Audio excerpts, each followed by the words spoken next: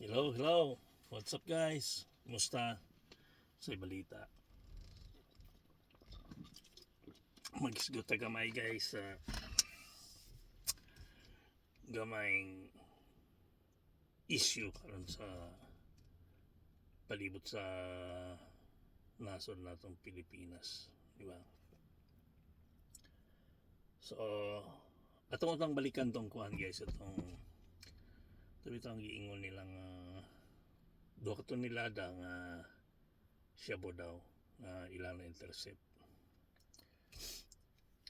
Kay kika sa tonelada, duha ka tonelada guys, karon ano na lang siya, 1.4 na lang, nawagtang 600. Ang maski pa guys, no, naon mo ang 1.4, that's 1400 kilos, naana siya kung tag 50 kilos ang bugas, naana siya sa mga pila man, 5 by 5, mga nasa 28 sako, tama ba? Hindi ko nakamali, basta more or less nasa 27, 28 kasako na siya. Kanang kadaghanon sa bugas guys, kung imo na ikarga sa van guys, una-una mo ya gyud ang van ana gyud, wagi question na no. Di na ta magbase sa ilang ibaba naman nila, di ba? Kay siyempre na realize siguro na ops, palpak ta dito mukhang imposible to ilan na biyang gibaba pag present biya nila na nasa daan ang na nasa sa ground ang mga epiktos, di ba? Ilang hilab ta wala na sa van, mulag hasty ba dali bitaw, pre butang natin ingon ana 27 kasako matay no. Ya gid guys, pag iklaro masulod ng iyon anak kadaghan kay close band ko na okay lang siguro open band kay open nga basta to track butang sa taas, pero maski pag track lagi guys mayaya gyapon. Nakinahon-naan ana kung ako pa ana no, di ko kalusot siguro sa timbang, pero pwede na akong ingnon ba nga dense man kaayo ni nga ano nga mga epiktos ni.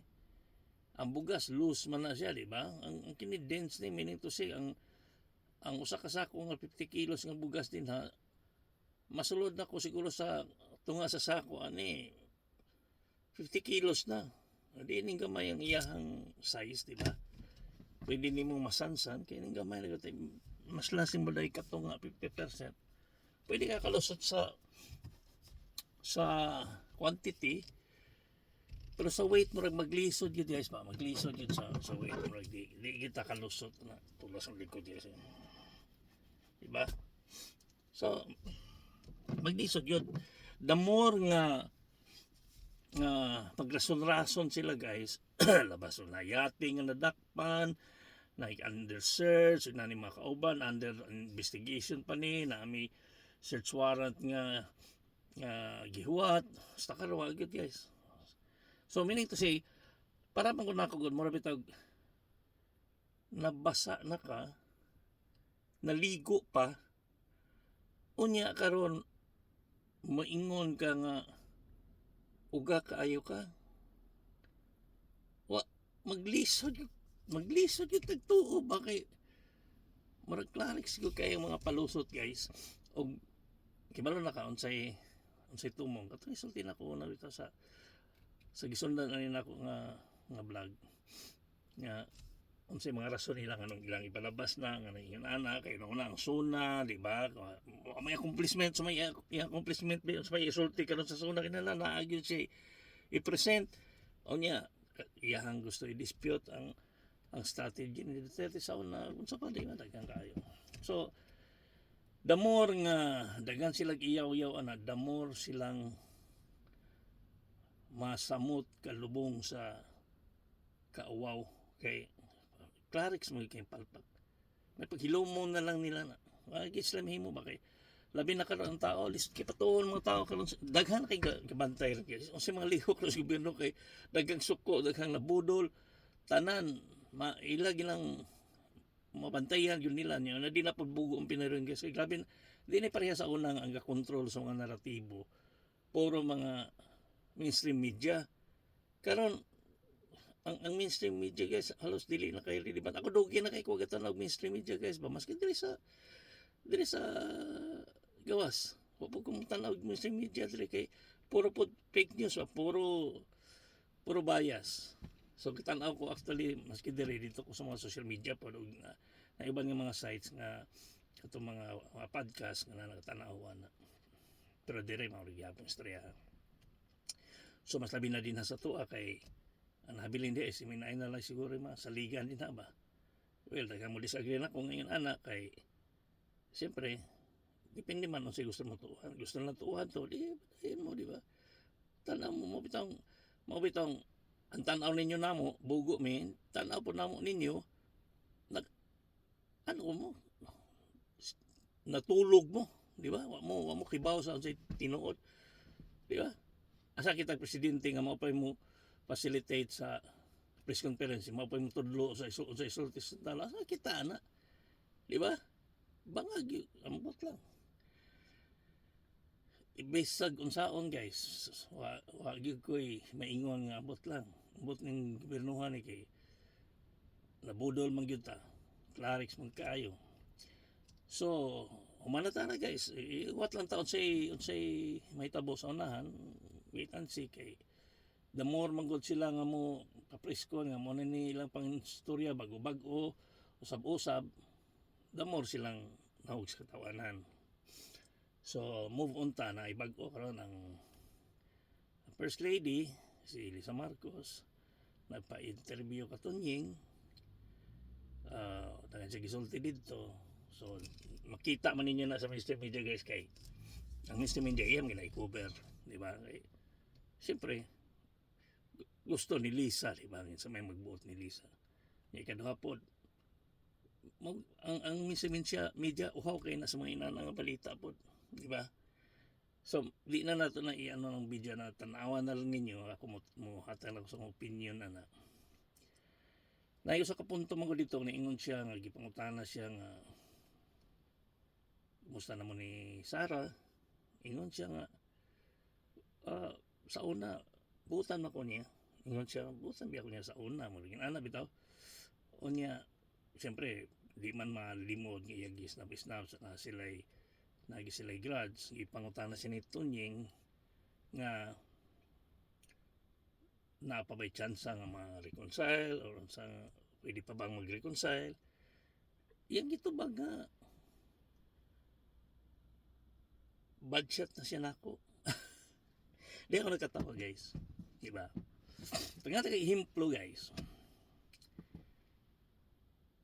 kung ako moingon ko karon ha ako normal Pilipino civilian moingon ko karon nga si Marcos budget na siya nako daghang makadungog karon moingon gyud ka nga ano may pakialam nimo unsa may pakialam namo nimo unsa may pakialam namo sa imong opinion di ba ang diferensya na namo ni Lisa Marcos, asawa siya sa presidente, pero pareho rin sibilyan, wala may mandato, wala siya mandato. Unta, dapat wala siya mandato. O sige, boto. So, at the same time, maingon po ko nga,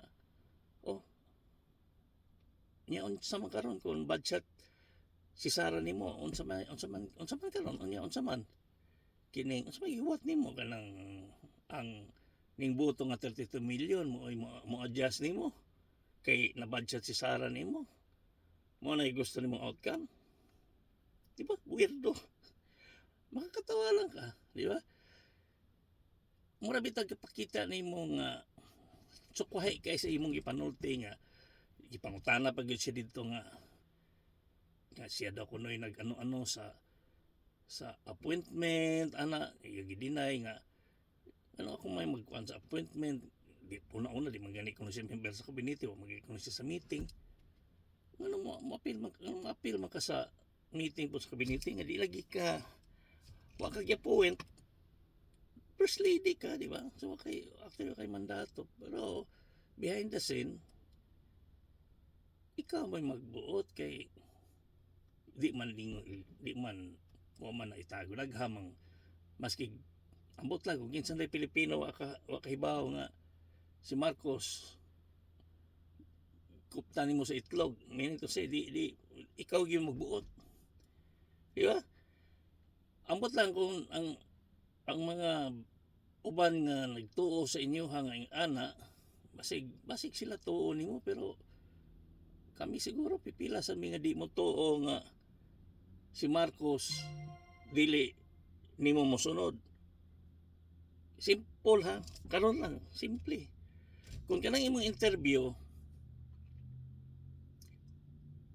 kung ako imong bana, akong presidente, ikaw akong asawa niya, muna imong igawas sa interview. Takisulti na nabayan sa vice presidente, which is mapakita mi sa vice presidente, miingon ko niya atong previously nga okay ra mo relasyon ni Sarah, di ba? Kaya karon, ikaw mo labas og ingon ana, magpa-interview ka. Kung moagi na ako na siya nga interview, ako gikang babagan dayon. Kung kontrolado ta ka, ingon tayo ka, ay ko pakauwawi, di ba? Ako presidente ay ko pakauwawi, ino gyud ta ka. Pero nganong milabas magyud na, gilabas magyud na. Tungod kay ikaw ang nagbuot, kaysa may magbuot nimo ba, di ba?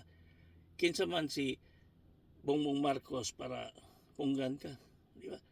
Kaya ako pa si Bongbong Marcos, di mahitabo ng mga ingon ana, di gyud ka magbuot na ko, wa gyud kay buhaton niya ingon ana. Ana naka-simple. Simple naman kayo na pag-analyze, di ba? Di ba? Di na kinahanglan og rocket science nga. Ingnon ta ka, maingon ka na ko, di man ako may magbuot, di man ako may apil-apil sa mga appointment diya. Na may biya video. Di biya ni mo na malimod ka mga audio recording nga. Katulad ni ingon ka nga, ug na ako'y mahibaw-an nga nagamit sa akong pangalan, akong ingnon, akong bana, nga di kay appoint. Di ba? So na kay power, meaning to say ka ng imong istorya, ikaw ra po'y gakontra sa imong istorya. Ba?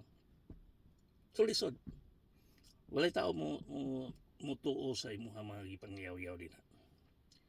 Muna akong tanaw na, kung ako si BP Sara, di ko na ako napatulan.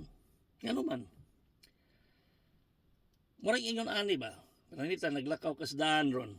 Nahining kalit og singgit-singgit ni mo balikason ka. Putang ina kagago ka naong ka. Wa kailan niya or patato kailan nimo pero kalito ra kag balikas wa kay bawo kung sa rason unsa diretso ra kag balikason. Imo kang patulan may kaingon gyud kada no may tupak man tahanan ni, di ba? So imo pa dai siya balikason og balik di gyud ka mo dili ka mo patol labi na kibalo ka nga laidagan sa utok ni. Di ba? Manigingon nga anong imo man siyang patulan? Ako giboto ko og 32 million. Ikaw kay mandato tapos ikaw mo sundot-sundot na ako. Huyo. Ana simple. Di ba? Siya pa may ingon, siya pa may gana may ingon nga dili ko mo stop sa mga anak ng mga level. Kakuyap eh. Di ba? So, mahuwag mong lig ang di man tagyo ko ganahan mo apil-apil na kay mura pag binabaye lang ang mga topiko pero hatay lang sa kong opinion ba kay siyempre national interest ba na yung wa ni mo ma-realize nga kung si Sara Duterte ni resign na pagkakabinete di man na siya pwedeng tanggalon as vice president uli impeach pero mo resign siya siyang pagkakabinete stay as vice president. Yabo na mo ba? Dugay na mong nayabo ba? Timan ina. The moment mawala si Sara Duterte sa kabinete, sa imong bana, yabo yun mo. Maura na gihuwat, matawa may lain. Wa yun. So, wait and see. Tanawon na to. O gusto niyo tanawon tong video, tanawon niyo sa inahunan ninyo. Depende sa inyo ang pagtanaw, pero muna akong pagtanaw na. Nga, para nako murag palpak ang imong gibuhat, di ba? Imuhang gi-trigger ang usa ka kaaway or ka sa tawag na ng diferensya sa usa ka opisyal nga gibuto sa 32 million unya ikaw may gauna-una nga wa gyud kay mandato ba una-una wa pud sige sulting dautan nimo, di ba? So nakita gyud unsa kang klase sa imong batasan, diha gyud makita sa klase kang pagkatao. So maura to akong take guys, tanawa lang kung awan na to, obserbahan na to unsay dagan sa panahon sa unahan o maniid-tiid guys, no? Basta importante nga ayaw mo katulog nga mura lag sunod-sunod lang, ay pud magtuo dayon sa ipanulti sa vloggers o nako unsay mga panulti, siyempre inyo pong tan-awon mo analyze pa mo sa inyong sarili, di ba? Wa man ko maingon nga di mo disagree nako, free man tatanan, inyo pa na opinion, di ba? So kini mao rin akong opinion, di ba? Okay guys, sunod, bye bye.